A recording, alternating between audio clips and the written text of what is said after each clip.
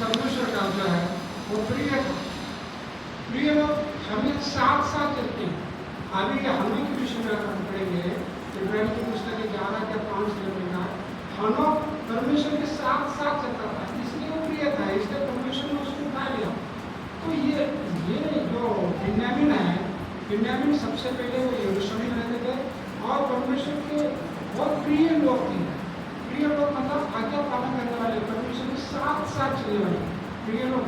हनोक उसको पढ़िएगा, इब्राहिम की पुस्तक उसका 11 से 5 का लग पढ़िए।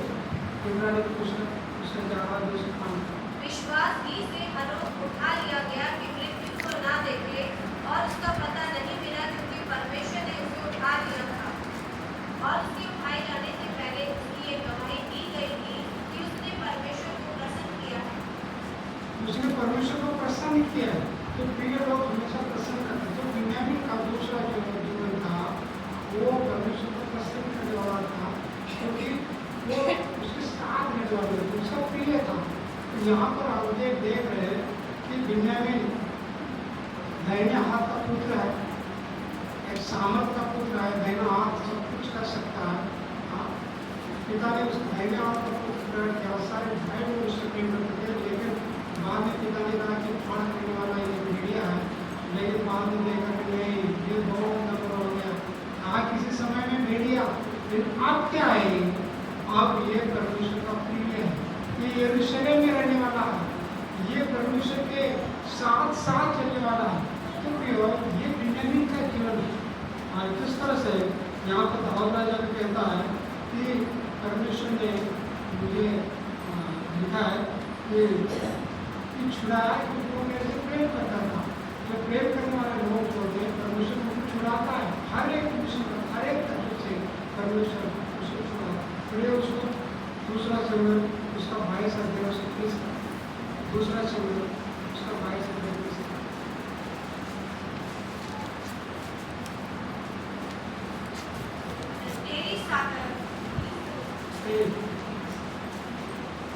उसके सब नियम मेरे तेरी सहायता से मैं दल पर धावा करता, अपने परमेश्वर की सहायता से मैं शैतान को मान जाता हूँ।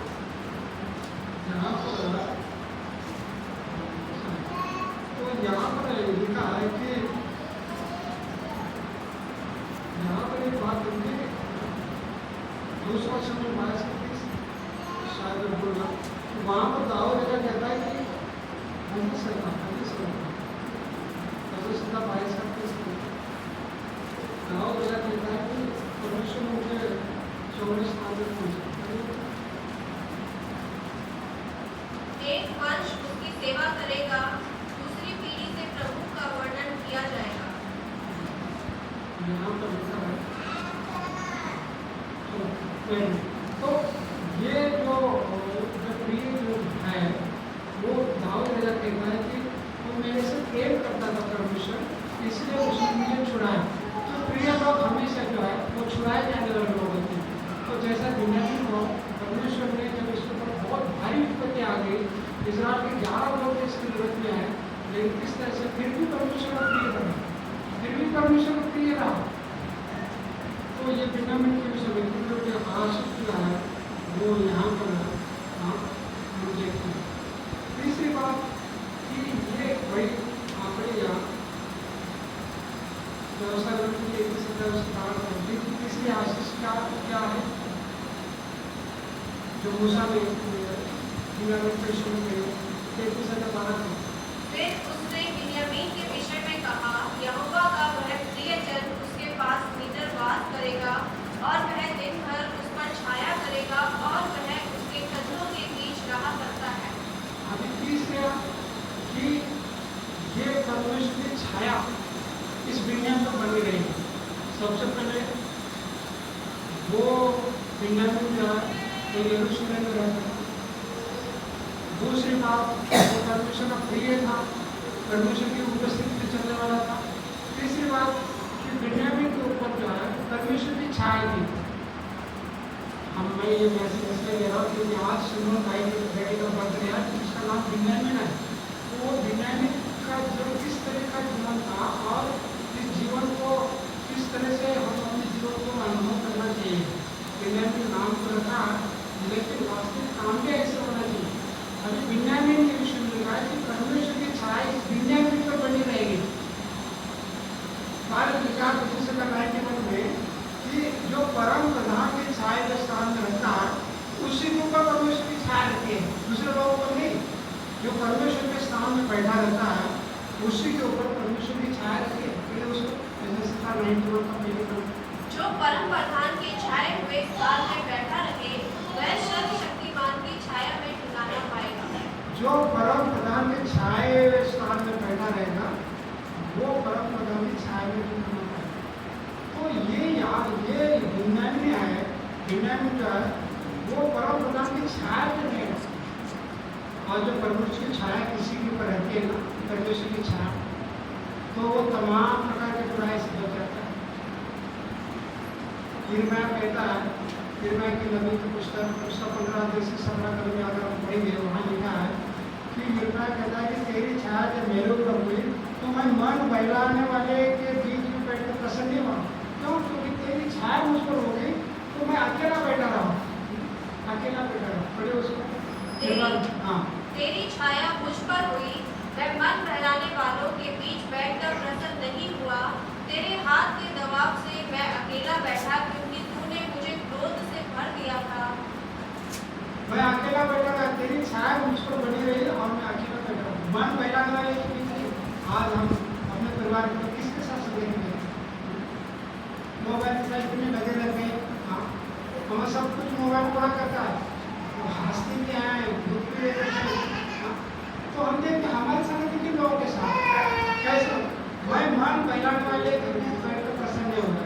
कई बार क्या होता था, मैं कंप्यूटर सर्विस करता था, विवेक में काम है, मैं एक सीनियर इंजीनियर था और कई बार हमारी कंपनी की जो मीटिंग है वो ताज होटल में होती थी। ताज होटल आपको पता होगा दिल्ली में। और कई बार मैं अपने मैनेजर के साथ जो है वहाँ चला जाता था, हाँ मीटिंग हुआ करते थे। तो दोपहर का लंच वही होता था। लोग मेरे साथ जो साथी है वो 8-10 जो भी साथी होते थे जो मैं वो बस शराब की बातें लेकर बैठ जाते थे पीने के लिए। और मैं ये कैमरा बोर्ड की बातें लेकर मुझे अलग होता था। तो मेरा जेब में अरे रमेश इधर आओ ना, इधर बैठो। पता नहीं सर मैं इधर क्यों? अरे आ जाओ यार, इधर कौन देखता है क्या? नहीं बैठता था मैं, सच बता रहा हूँ, नहीं बैठता, अलग बैठता था, अलग ही खाना खाता। तेरी छाया मुझ पर हुई, मैं मन बहलाने वाले के बीच बैठकर प्रसन्न नहीं हुआ। वो मैंने कहता यार हमने बहुत वैसे लोग देखी, बहुत लोग देखी, लेकिन तेरे जैसा नहीं देखा, तेरे जैसा नहीं देखा।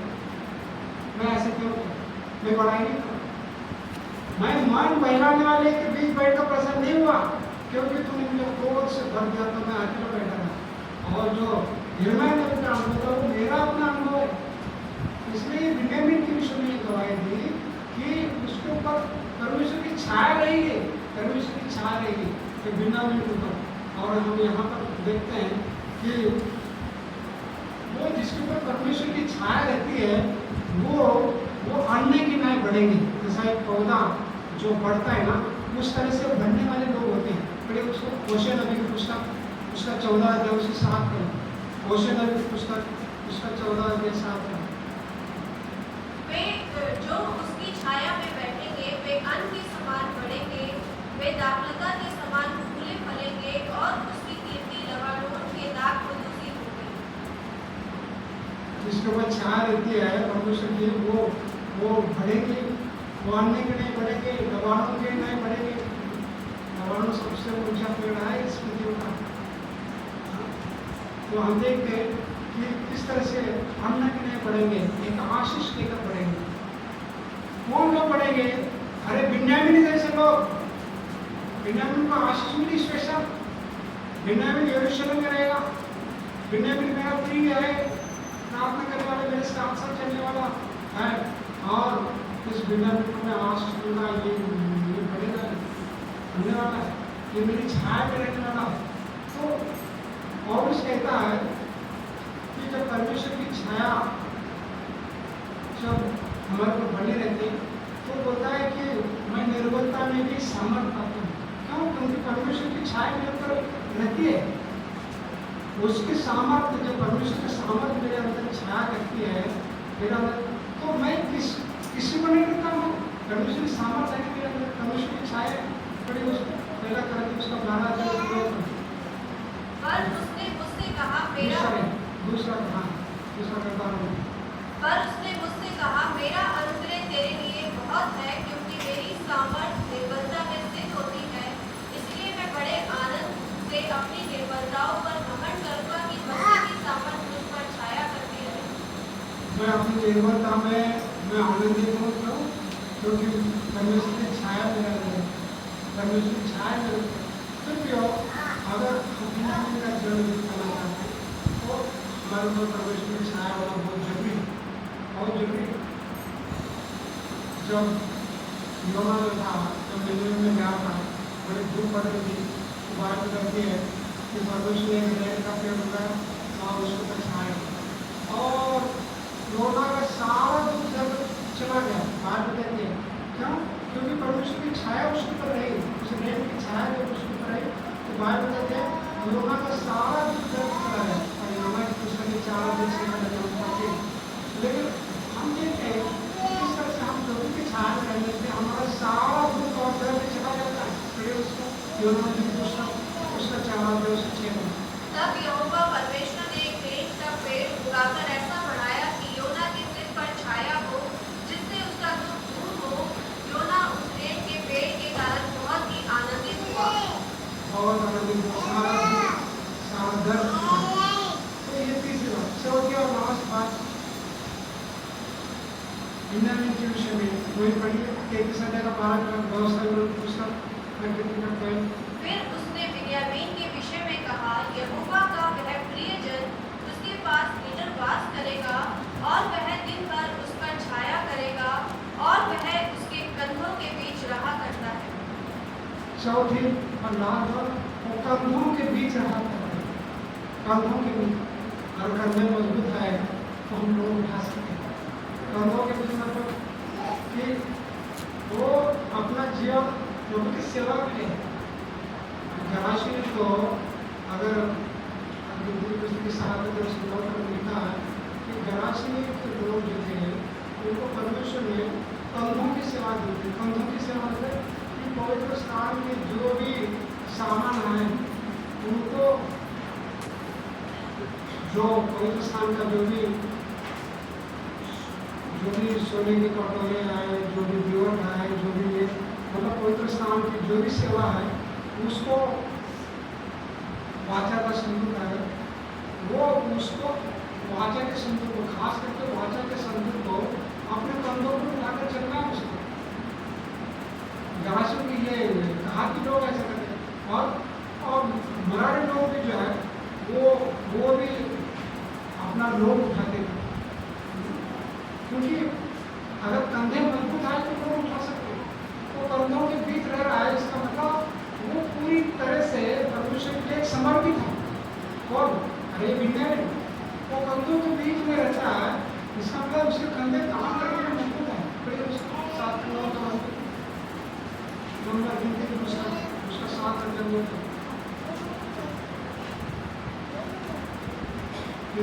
परंतु कहातियों को उसने कुछ न दिया, क्योंकि उनके लिए पवित्र वस्तुओं की यह सेवकाई थी कि वे उसे अपने कंधों पर उठा लिया करें।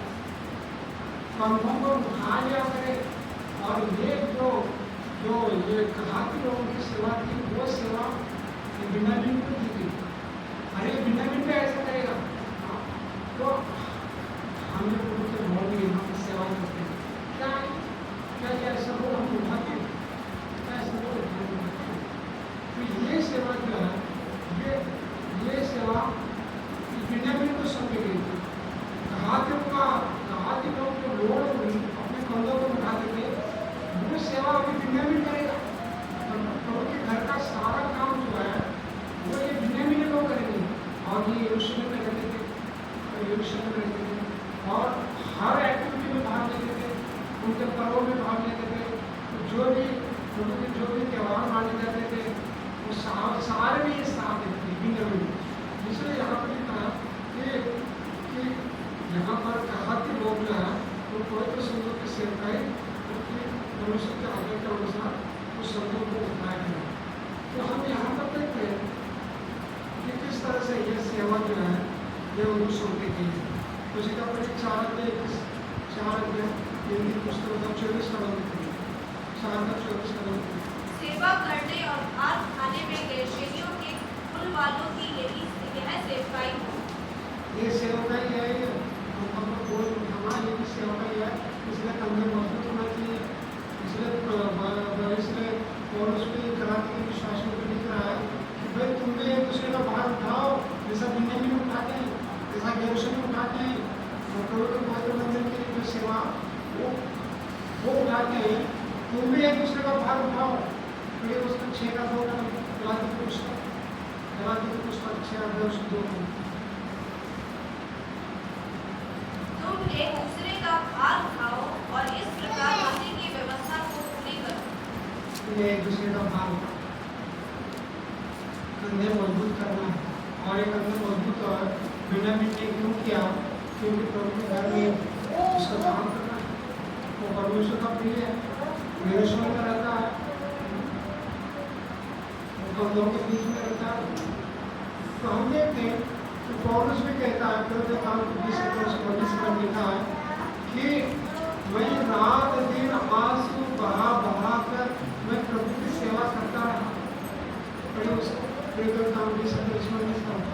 अर्थात बड़ी दीनता से और आंसू बहा कर और परीक्षाओं में जो यहूदियों के षड्यंत्र के कारण मुझ पर आ पड़ी, मैं प्रभु की सेवा करता ही रहा। प्रभु की सेवा करते हैं, आंसू बहा तभी हम बिन्यामीन के विषय में जो है हमने 4 बात देखी। बाप ने कहा कि मेरे दाहिने हाथ का पुत्र है, माँ ने कहा कि मेरे दुख का पुत्र है। लेकिन आगे चल के बाप ने देखा ये दाहिने हाथ का पुत्र मेरे सुखा लेकिन वो प्राण खाने वाला भेड़िया। जब तक बाप जीवित रहा तब तक उसे देखता रहा, लेकिन बाद में जब इसका सब कुछ नाश हो गया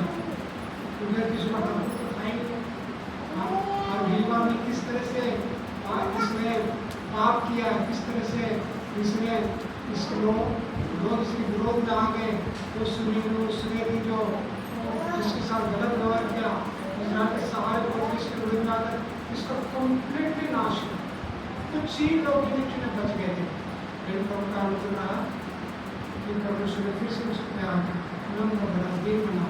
और मूसा ने कहा, मूसा आप अरे बिन्यामीन को बाप ने कहा था प्राण खाने वाला भेड़िया, लेकिन ये मेरा प्रियजन है, ये मेरा प्रियजन है, मैं उसको आशीष दूंगा, मैं उसको सुधी दूंगा। ये मेरा प्रियजन है, ये यरूशलेम में वास करेगा, ये मेरे साथ मेरी इच्छा को पूरी करेगा, और ये इसके ऊपर मेरी छाया बनी रहेगी, इसके ऊपर मेरी छाया बनी रहेगी। और उन लोगों के बीच में वो मेरे काम को, मेरे लोगों को, मेरी सेवा करता है। ये था बिन्यामीन। प्रभु करे वास्तविक ऐसे बिन्यामीन को प्रभु हमारे घर में चाहता है, ताकि हम आपको सच्चाई से प्रभु की सेवा कर सके, प्रभु की छाया में बने रहे, यरूशलेम में बने रहे, और इस तरह से हम प्रभु को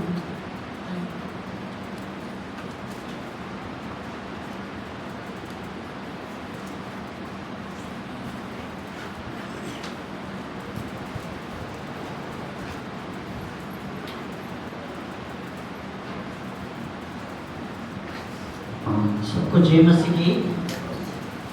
अभी हमारे बीच में बच्चे भी हैं, उनके द्वारा मेमोरी वर्सेस हम सुनेंगे, इसके बाद हम एक गीत गाएंगे अपने अपने काम को। जो बच्चे हैं, संडे स्कूल बच्चे हमारे बीच में, संडे स्कूल टीचर में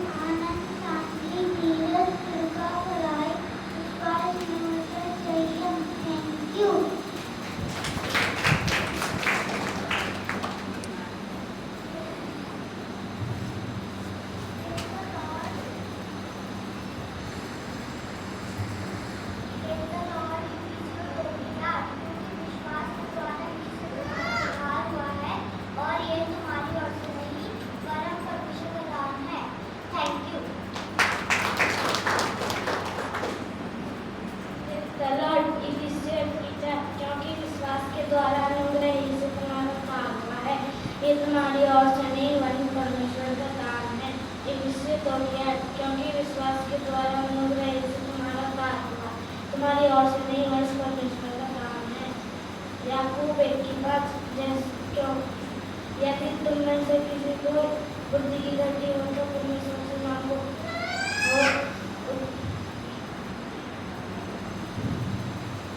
वो उधारना दिए और उदारता से दी जाएगी। Thank you.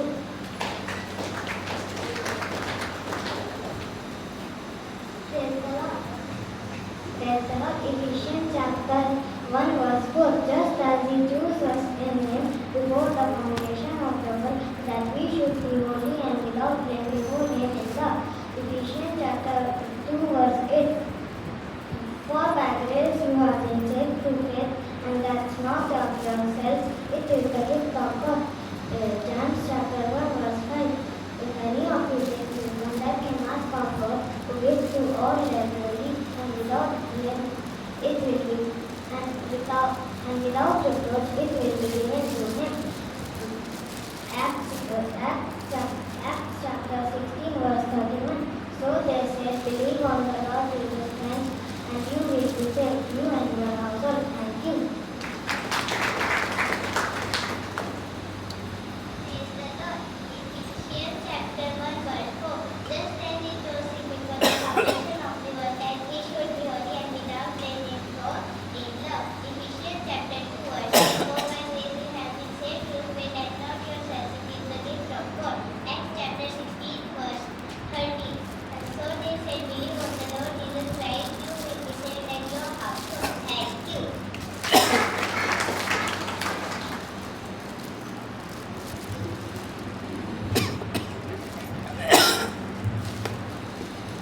Praise the Lord. Praise the Lord. इफिसियों 2:8 क्योंकि विश्वास द्वारा कृपा से ही आपको मुक्ति हुई है, यह मुक्ति आपकी पुण्य का फल होकर के परमेश्वर का वरदान है। Thank you.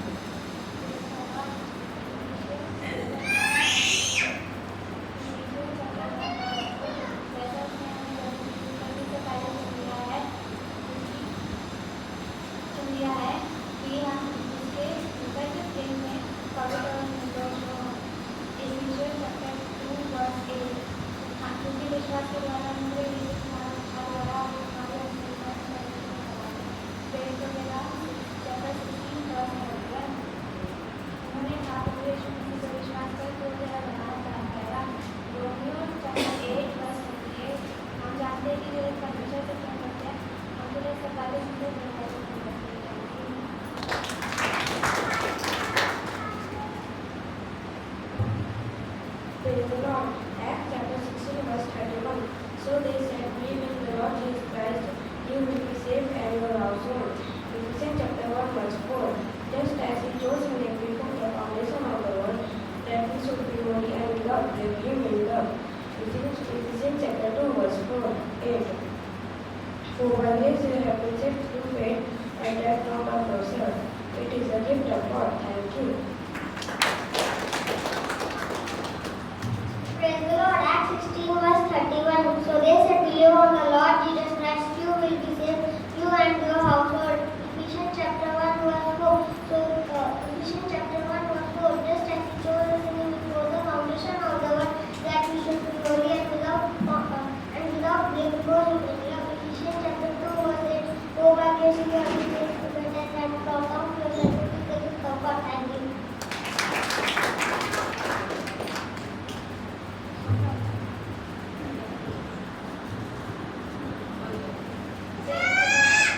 Praise the Lord. Acts chapter 16 verse 31. For by grace you have been. So they said, believe on the Lord Jesus Christ, for you will be saved, you and your household. Ephesians chapter 2 verse 8.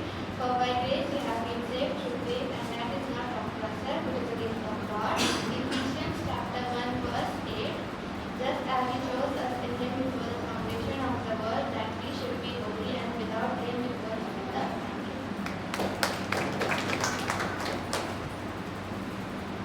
Praise the Lord. Ephesians chapter 1 verse 4. Just as he chose